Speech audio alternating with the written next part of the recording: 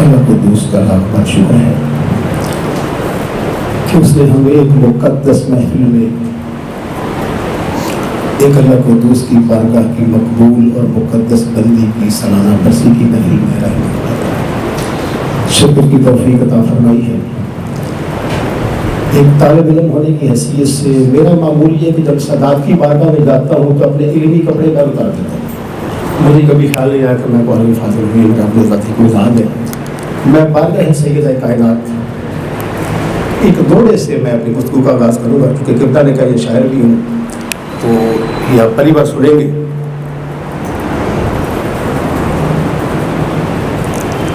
اوتے کدے بھی مومن نہیں ہو سکتا، اوتے کدے بھی مومن نہیں ہو سکتا جدے دل وچ نہیں تیرا پیار زہرا۔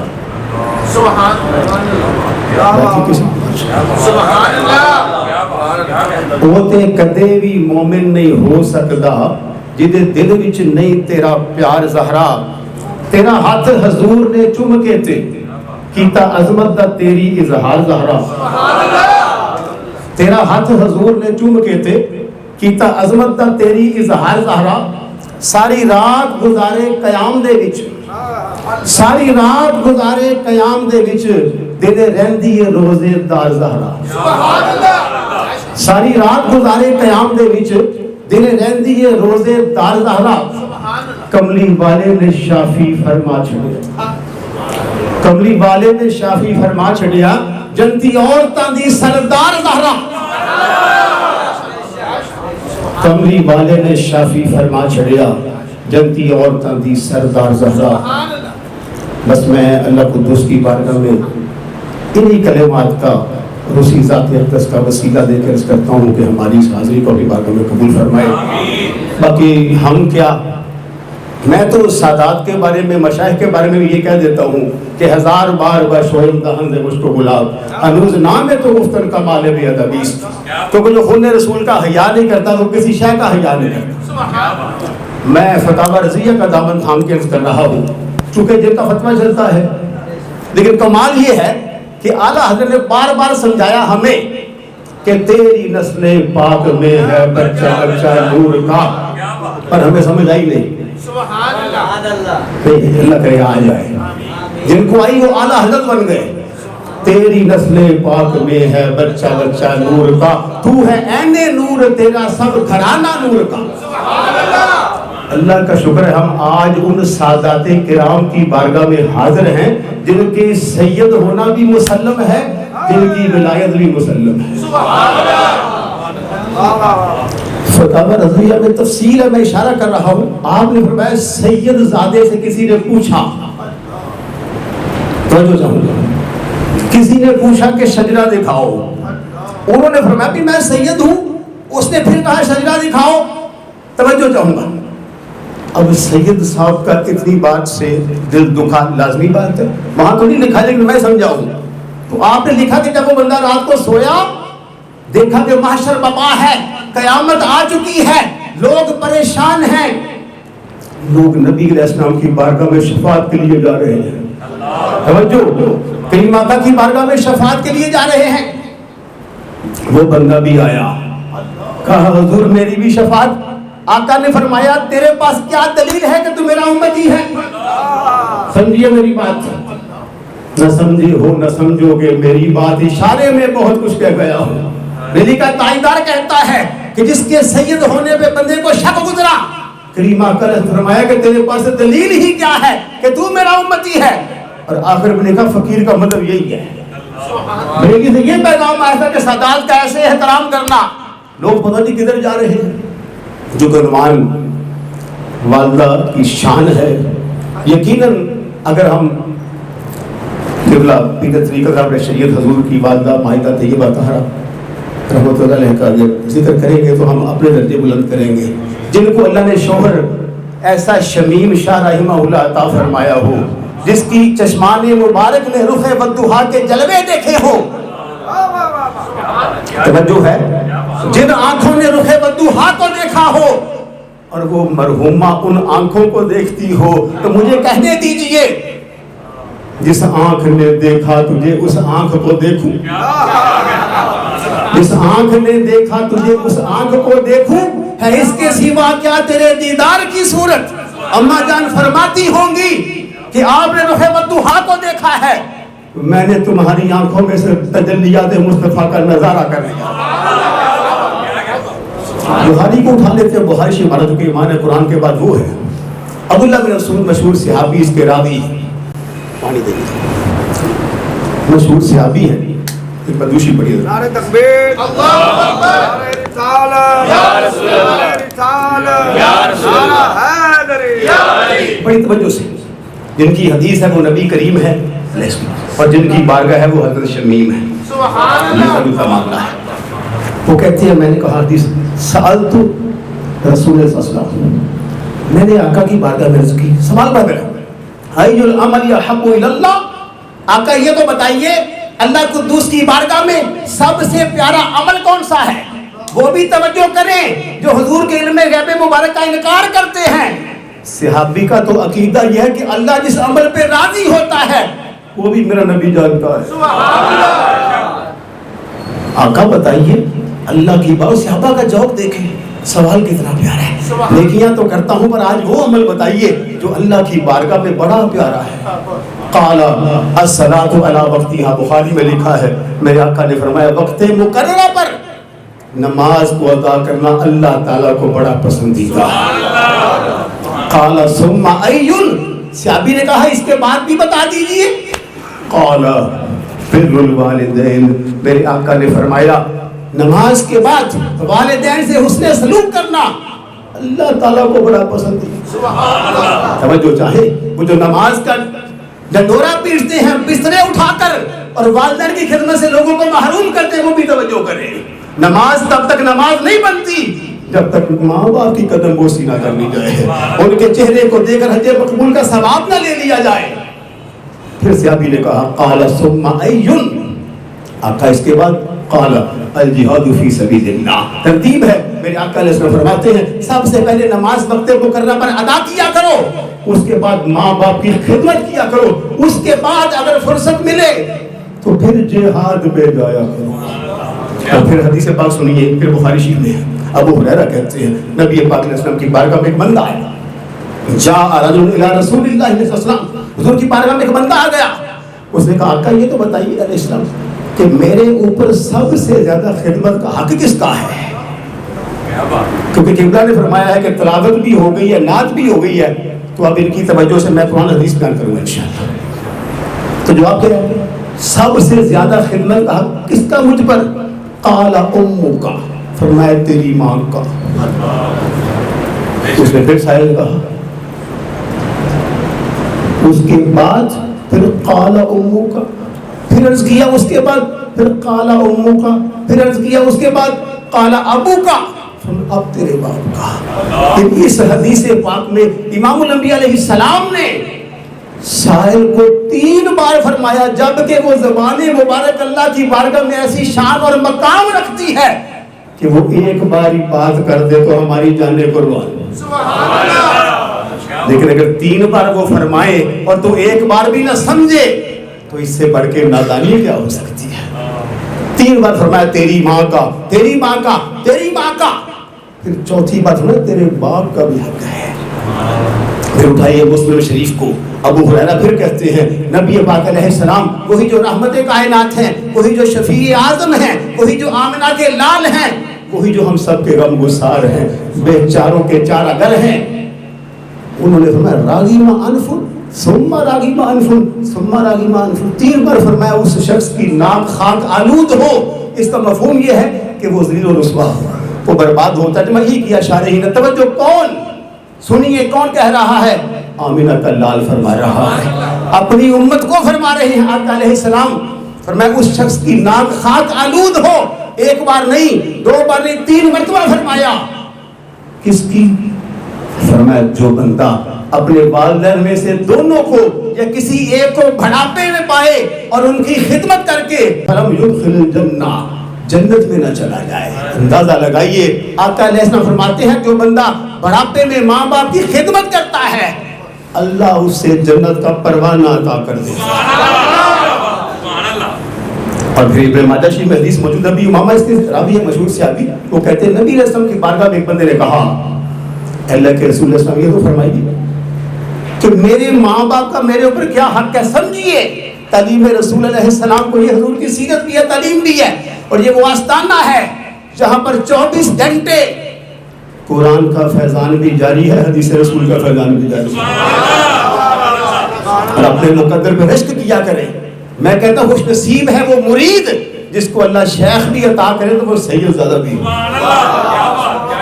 میں نے آپ کو ابتدا میں اعلیٰ کا مطلب بتایا، وہ فرماتے ہیں جو سجدہ پوچھے وہ بخشش سے محروم ہو جاتا ہے۔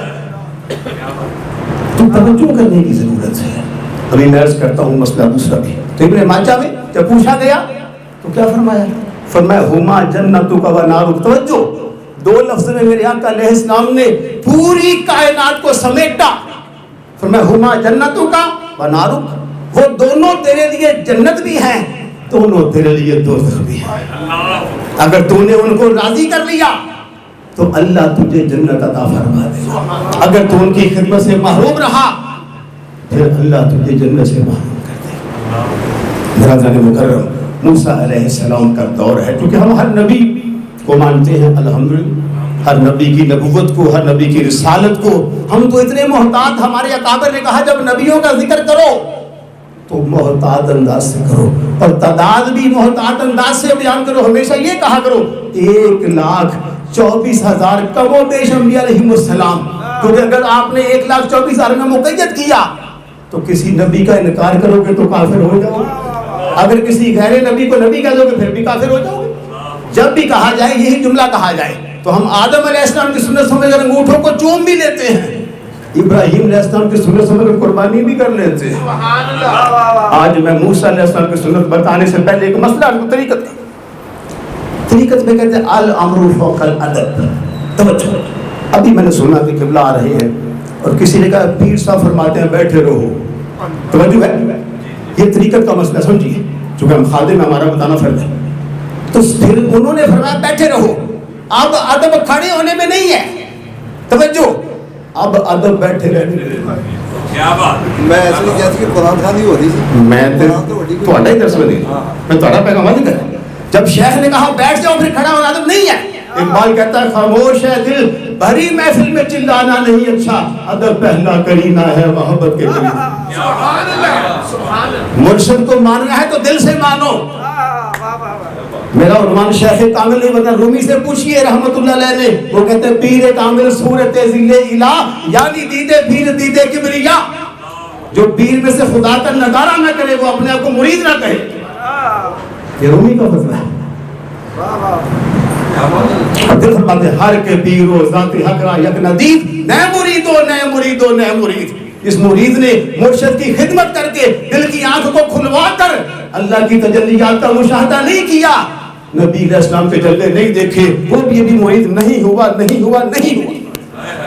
کھانے نہیں ہم یہاں آتے، یہاں ہم اللہ رسول کی تجلیات کا جلوہ دیکھنے آتے ہیں۔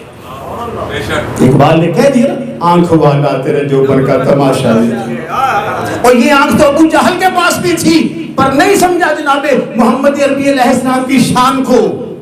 سمجھا کون؟ جسے صدیق اکبر کہتے ہیں، سمجھا کون جسے فاروق اعظم کہتے ہیں، سمجھا کون جسے عثمان غنی کہتے ہیں، سمجھا کون جسے حیدر کرار کہتے ہیں، سمجھا کون جسے حسنین کریم علیہ السلام کہتے ہیں۔ ان آنکھوں سے آگے چلیے۔ میرا یقین ہے مسجد میں کھڑا ہو کر بظاہر حامد شاہ صاحب نظر آ رہے ہیں پر ان کے پیچھے پورا ٹانسر شہنشاہ لسانی کا لگا ہوا۔ ذمہ داری سے اللہ کے فضل سے 1 کروڑ کے مجمع میں ثابت کر سکتا ہوں کہ یہاں جلوہ گر ہونے کے باوجود شہنشاہ لسانی رحمہ اللہ قطب الاقطاب آپ کی توجہ آپ کے اوپر پوری ہے۔ یاد رہے جو اس عقیدے سے نہیں آتا وہ دوبارہ وضو کر کے آئے، اس کے وضو میں خرابی ہے، اور دل کا وضو بھی کرے۔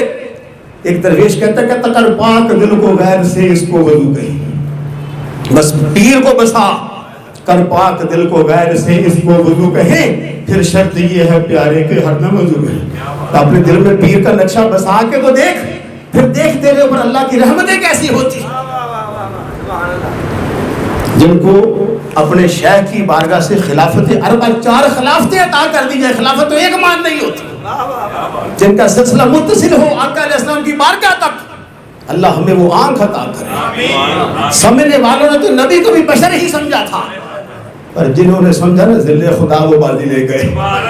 کوئی عالم ثابت کرے کہ حضور جب معراج سے واپس آئے تھے، کسی صحابی نے کہا ہمیں خدا دکھاؤ، سب نے رخ بدوحا میں جلوہ خدا کو دیکھا تھا۔ موسیٰ علیہ السلام کی بات کر لیتے ہیں۔ اللہ کا شکر ہے، مجھے لگ رہا ہے جیسے میرے اوپر بھی کرم ہے، مجھے بھی بلایا جا رہا ہے، میں نہیں بول رہا، الحمدللہ۔ موسیٰ علیہ السلام نے اللہ قدوس کی بارگاہ میں عرض کی، مولا یہ سب آپ اور میرے کی سبق عرض کر رہا ہوں، کوئی ایسا بندہ ہے جو جنت میں میرا ساتھی ہوگا؟ ہائے ہائے ہائے ہائے۔ اللہ نے فرمایا ہاں ہے بھائی، کون؟ وہ فلاں قصاب جو قصائی ہے وہ جنت میں تیرا رفیق ہوگا۔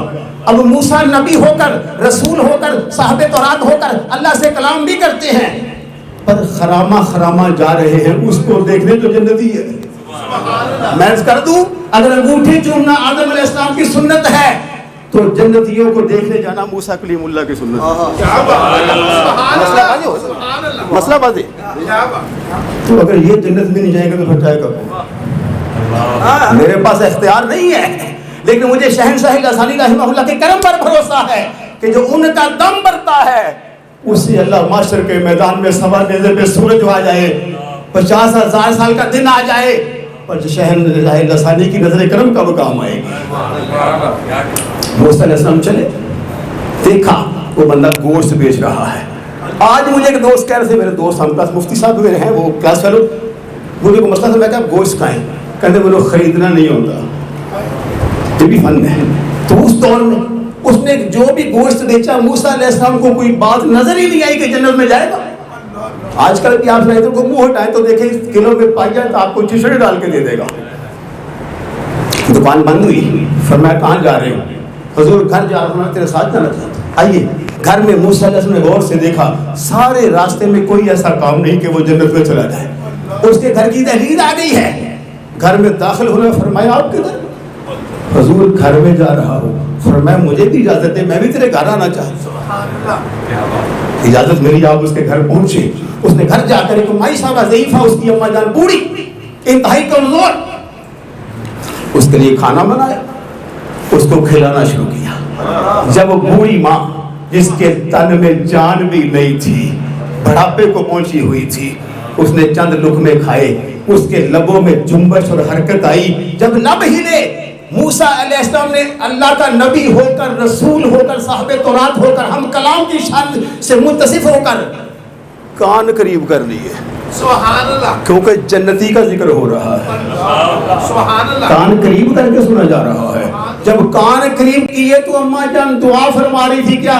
اللہم اجعل ابنی جلیسا موسیٰ فی الجنہ، یا اللہ میرے اس بیٹے کو جنت بھی عطا کر دے، موسیٰ کا ساتھ بھی عطا کر دے۔ فرمایا تیرا کمال کوئی نہیں ہے، نہ تیری تجارت کا کمال، نہ تیری مسافت کا کمال، نہ تیری خدمت کا کمال، اگر کمال ہے تو تیری ماں کے ان 2-3 حرفوں کا کمال ہے۔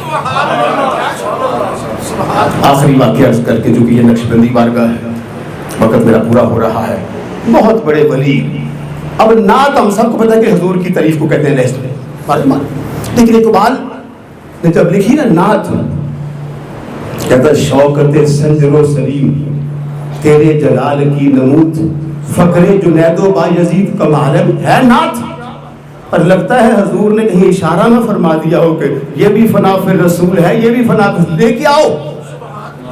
جہاں لوگ الجھتے ہیں بابے شیخ جی وہ خبیث ہیں، وہ دوزخ کا ایندھن بنیں گے تو اوروں کو بھی بنائیں گے۔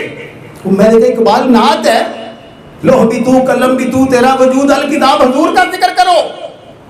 اور وہ کہتا ہے فخر جنید و بایزید تیرا جمال بے نقاب، ہم نے وہ آنکھ دی اس شان کا ولی حضرت بایزید بستامی رحمہ اللہ۔ آخری بات ہے، اور کشف المجوب میں داتا حضور رحمۃ اللہ لکھتے، اور یاد رہے سادات کے ہمارے اوپر اتنے احسان ہیں، جو نہیں مانتا وہ کمینہ ہے۔ داتا حجویری کے احسان، اقبال نے کہا ان کے دور میں فاروق اعظم کا دور زندہ ہو گیا تھا۔ پڑھیے پڑھیے، سید اجمیر مخدوم امم پڑھیے، کلام کو پڑھیے. میں نے کیا عرض کیا؟ داتا حضور کے دور میں فاروق اعظم کا دور زندہ ہوا اور خواجہ غریب نواز بھی سید 90 لاکھ سینوں سے کفر کو نکال کر ایمان کے پودے لگائے. اور شیخ احمد رفاعی رحمہ اللہ وہ سید نہیں، امام شافعی سید نہیں ہے. اور میں انتہائی معذرت سے عرض کروں گا ان علماء کو جو گولڑا کے تاجدار کے ذکر سے محروم ہیں. پچھلی صدی میں واحد وہ ولی کامل ہے، واحد وہ ولی کامل ہے جس کو مجدد کے مقام پر فائز ہونے کے بعد نبی پاک علیہ السلام نے دست مبارک رکھا ان کی پشت پر، ان کی کمر پر، فرمایا مرزا قادیانی کا مقابلہ کرو، میری حمایت، میری طاقت، میری نبوت کا فیضان تیرے لیے خاص ہے. ان کا ذکر بھی کیجیے کیے. میں محسوس کرتا ہوں کہ ان کا ذکر کم ہوتا ہے. کم اتنی بڑی ہستی کہ نبی علیہ السلام نبیوں کے امام ہو کر، رسولوں کے سردار ہو کر، وجہ تبلیغ کائنات ہو کر، ہم خوش نصیب تب یہ سارا ہندوستان تھا کہ ہمارے خطے میں اللہ نے ایک بندے کو چنا. تو بعض لوگ بڑی سادات کے بغض میں کیوں جلتے ہیں؟ اس کا ٹھکانہ دوزخ ہے، یاد رکھیے. آخری بات، داتا صاحب کہتے ہیں میں نے کئی مہینے کشف جو میں لکھا ہوا ہے مجاور شدہ بودم، میں حضرت بستامی کی بارگاہ میں مجاور بن کے بیٹھا کرتا تھا. جنہیں سمجھ آئی تھی بابے کیا ہے. آپ کو کسی نے پوچھا آخری بات کیا آپ مقام ولایت پہ کیسے سرفراز ہوئے؟ سوال پڑھا، ہم نے کبھی پوچھا ہی نہیں. پوچھنا چاہیے.